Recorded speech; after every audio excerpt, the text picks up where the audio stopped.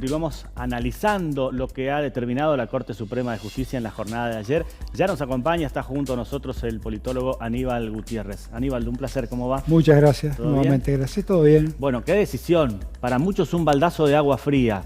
¿Usted lo tomó así?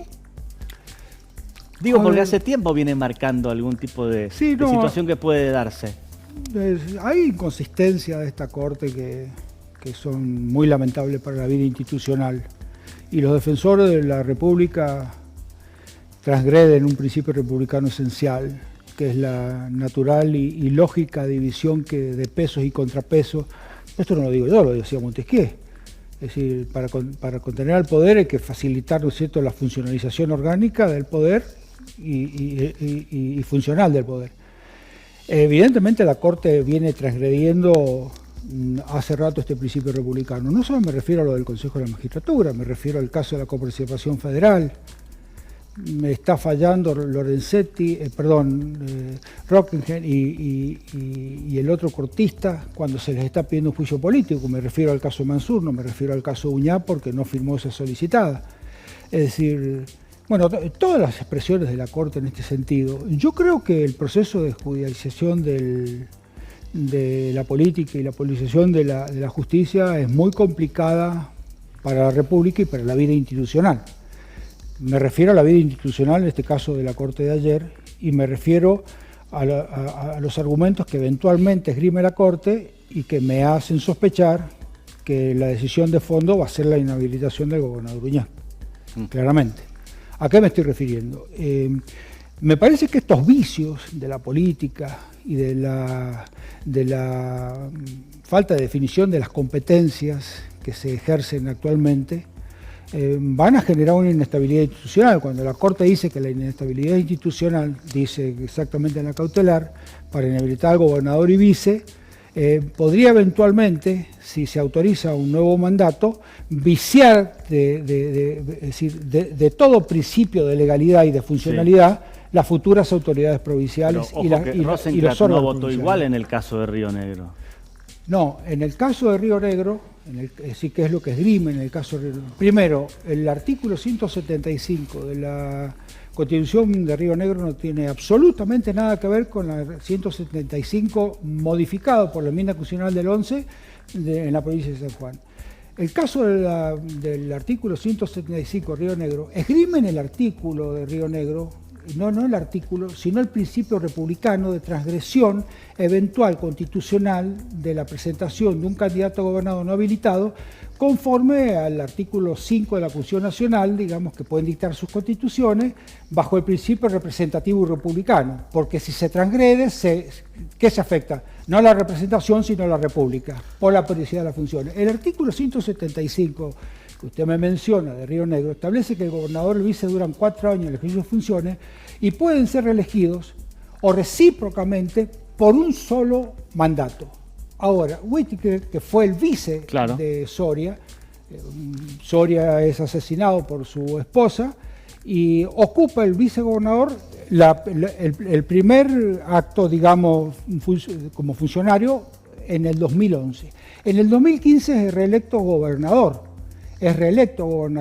Por lo tanto, esa constitución que tiene la sucesión recíproca establecida en el 175 le computa el cargo de vicegobernador. Por eso estaba inhabilitado. ¿Y en el caso de San Juan hay un vacío, legal o no? ¿O está muy claro la situación? En el caso del 175, el artículo originario 175 de la Constitución sancionada en 1986 establece que el gobernador, vicegobernador duran 4 años de ejercicio de su función y pueden ser elegidos por un periodo consecutivo. Pero agrega además, el vicegobernador y el gobernador reelecto no pueden presentarse en el próximo periodo para ocupar cargos ejecutivos. Los inhabilita, expresamente los inhabilita.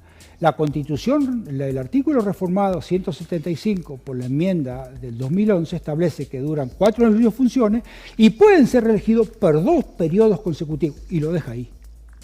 No ata esta inhabilitación que hacía la del 86. Ahora, ¿cuál es la inconstitucionalidad que advierte la Corte? Y Hay una inconstitucionalidad que advierte la Corte, que es la que ha hecho la presentación, digamos, de los partidos provinciales. Fundamentalmente la que entre es el pedido cautelar que hace Vallejo de Evolución Liberal, que además de pedir la declaración de certeza, es decir, que se expida a la Corte si es constitucional o no que Uñá se presente, sino que se suspenda mientras tanto se decida la cuestión de fondo. La cuestión de fondo no hay cómo decidirla, entonces esta cautelar funcionó. Inhabilitan al cargo de gobernador y vicegobernador. Ahora, la Corte ha dejado entrever cómo va a ser su decisión de fondo.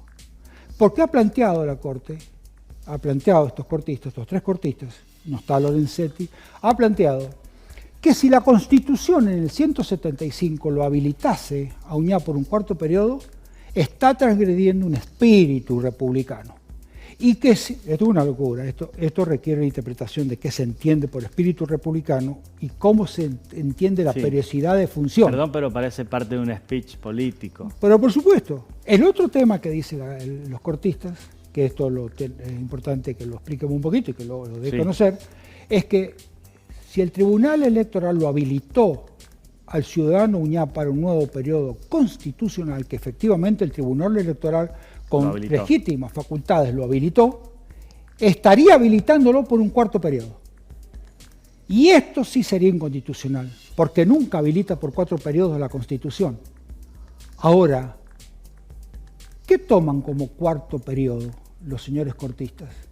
¿Cuál es el cuarto periodo? Si la Constitución me dice que pueden ser reelectos por 2 periodos consecutivos, Uñá, vicegobernador, no es reelecto en el primer periodo. Claro, es gobernador. No es reelecto 2015 a 2019. Es reelecto recién, la primera reelección se produce 2019-2023. ¿Está claro? La primera reelección de Uñá se produce 2015-2019, la segunda 2019-2023 y el tercer periodo reelecto. Sería este. Claro, no se puede reelegir el cargo que no ha sido electo. Que es el de vicegobernador. Claro, ahora, no se puede. Aníbal, en este contexto, con estos 2 detalles particulares que tienen lo que han finalmente declarado y mandado la Corte Suprema, y a 5 días, es como un combo que desde la visión política, a ver, es un combo que parece muy oscuro, pero el tema está clarito, como se suele decir. Sí, bueno, esta Corte, se viene sospechando cómo actúa esta Corte y cómo quienes celebran desde hace 4 o 5 años los fallos de la Corte. Exactamente la oposición ligada a Cambiemos. No es casualidad el tuit de Patricia Bullrich. Logramos bajar la reelección.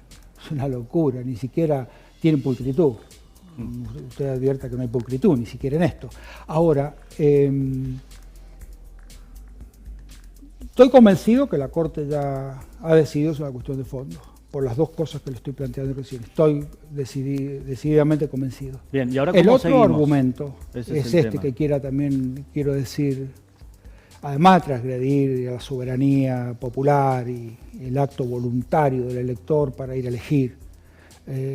Además, creo que hay algunas violaciones porque cuando el artículo 122 de la Constitución establece que las provincias se dan sus propias instituciones y se rigen por ellas, y eligen gobernador, eligen diputado y demás autoridades provinciales sin intervención del gobierno federal, acá hay una intervención clara sobre Tucumán y sobre San Juan. El caso de Tucumán me dio la Corte de Justicia habilitándole a Mansur a ser vicegobernador, porque la Constitución, el artículo 40 de Tucumán, no lo habilitaba al gobernador a ser vice, sí habilitaba al vice a ser gobernador y ser reelecto.